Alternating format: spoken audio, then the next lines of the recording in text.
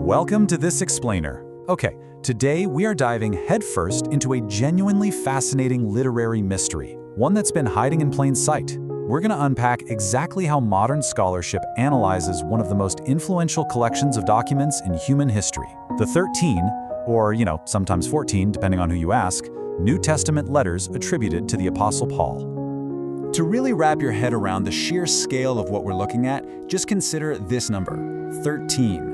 Out of the 27 books that make up the New Testament, 13 of them claim to be written by just one guy. That is a massive, honestly unparalleled historical footprint for a single author in antiquity. And well, here is the man himself, the Apostle Paul. But this is exactly where we hit this central twist of our historical investigation today. While all these letters carry his name, scholars are overwhelmingly convinced that this one man most likely did not actually write the whole shebang himself. To organize our evidence today, we'll start with the Pauline corpus defined, followed by the genuinely Pauline letters, Deutero and pseudo-letters, the captive prison epistles, Greco-Roman letter anatomy, and finally wrap up with Paul's enduring legacy. Section 1. The Pauline corpus defined. So our crucial starting point is that we need to sort these 13 historical documents into distinct academic categories. Scholars don't just, lump them all together in one big pile. Based on internal evidence, historical context, and linguistic style, they generally sort them into the genuine or undisputed letters, the disputed or secondary letters, and a really fascinating situational category known as the captive letters. Section 2. The genuinely Pauline letters. Notice the clear division between these categories. Scholars broadly agree on what they call the firm 7 undisputed letters: Romans, 1st and 2nd Corinthians, Galatians, Philippians, 1st Thessalonians, and Philemon. These are vital because they give us direct, totally undisputed access to the historical Paul.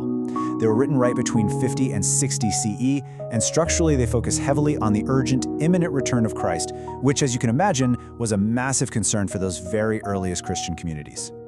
Now, you might be wondering, how do we actually know when Paul was writing? Well, check out this fragment of the Gallio inscription. It's a decree from Emperor Claudius that mentions a Roman proconsul named Gallio. Because the book of Acts places Paul on trial before this exact proconsul in Corinth, this physical piece of carved stone provides a rock-solid historical anchor. It tells us that Gallio was in Corinth in the summer of 51 CE. That's literally the only verifiable anchor date we have for Paul's entire timeline. It allows scholars to calculate all other dates backward and forward with a really high degree of confidence. Section 3. Deutero and pseudo-letters. To make sense of the rest of the corpus, we've got to define a couple of vital scholarly terms here. Deutero-Pauline simply means secondary, while pseudepigraphic means a work written in another person's name. Now, it is absolutely essential to keep in mind that in the ancient Greco-Roman world, writing in a famous figure's name wasn't necessarily considered a malicious forgery or a scam. Not at all. It was often a recognized, deeply respectful practice for disciples or a specific school of followers to honor their teacher by adapting his theology for new generations and totally new circumstances. It was how they successfully carried his authority forward long after he was gone. Which brings us to the disputed 6. Scholars widely regard these as being written by followers of Paul sometime between 70 and 120 CE. And you'll notice a distinct shift in content here compared to those firm 7.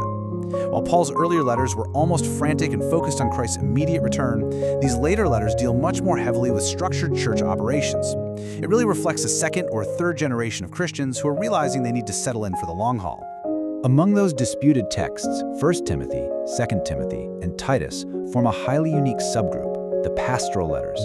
Unlike his other letters, which were addressed to entire congregations, these are highly personal and written directly to specific individuals. They act essentially as priesthood handbooks. They are absolutely full of practical instructions for regulating the rapidly growing early church, figuring out how to select officials, and issuing warnings against false teachings. Section 4. The captive prison epistles. These 4 specific letters, Ephesians, Colossians, Philemon, and Philippians, share a highly dramatic context. They all explicitly state, right within their text, that they were written while the author was literally in chains, a prisoner, or in bonds. Because of their really heavy theological emphasis on the person and nature of Christ, you'll often hear scholars refer to these as the Christological epistles. But where exactly was this prison cell located? Well, there's actually no unanimous agreement on this. Some scholars argue for an unrecorded imprisonment in Ephesus around 54 CE. Others suggest his 2-year detention in Caesarea. Actually, though, the traditional and by far the most heavily favored scholarly view is that these were written during his first Roman imprisonment, under house arrest, right around 57 to 59 CE. Section 5. Greco-Roman Letter Anatomy. If you were writing a standard letter in the first century Greco-Roman world, you followed a highly predictable four-part structure. You always started with an opening or salutation identifying the sender and recipient. Then came a thanksgiving, which was usually a quick prayer to the gods. Third was the body containing your main message, and finally a closing with peace wishes and greetings. Paul took this completely standard, everyday framework and totally adapted it to deliver immense, highly complex theological arguments.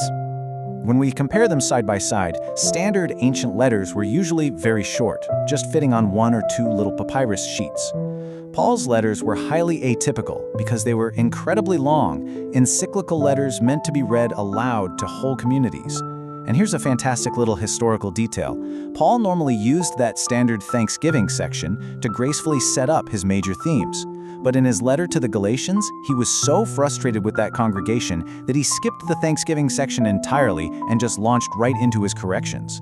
You could just imagine the Galatians realizing exactly how much trouble they were in when that letter was read out loud to the room. Now, Paul didn't physically pen most of these massively long letters himself. He regularly used a scribe or an amanuensis. But as this text from 2 Thessalonians 3:17 highlights, he would often write a postscript in his own handwriting at the very end. He basically says, "The salutation of Paul with mine own hand, which is the token in every epistle, so I write." This was a deliberate security measure. He was authenticating the letter to prevent any early first-century forgeries from circulating in his name. Section 6. Paul's enduring legacy. If you want to distill Paul's incredibly complex theology down to its absolute core, it is really found in this specific two-word phrase, "in Christ." This exact phrase appears 164 times throughout his writings. It isn't just a casual sign-off, it is quite literally the absolute theological glue linking his entire message together, beautifully defining a believer's new identity and standing. Which leaves us with this incredible question. We've seen today that these were occasional, practical letters, often written in response to urgent local crises, sometimes dictated straight from a prison cell, and sometimes written by much later disciples adapting his core ideas. So how did the situational correspondence of a single first-century tentmaker end up becoming the absolute bedrock of Western theological thought and shaping global history? It's a massive testament to the enduring power of these texts.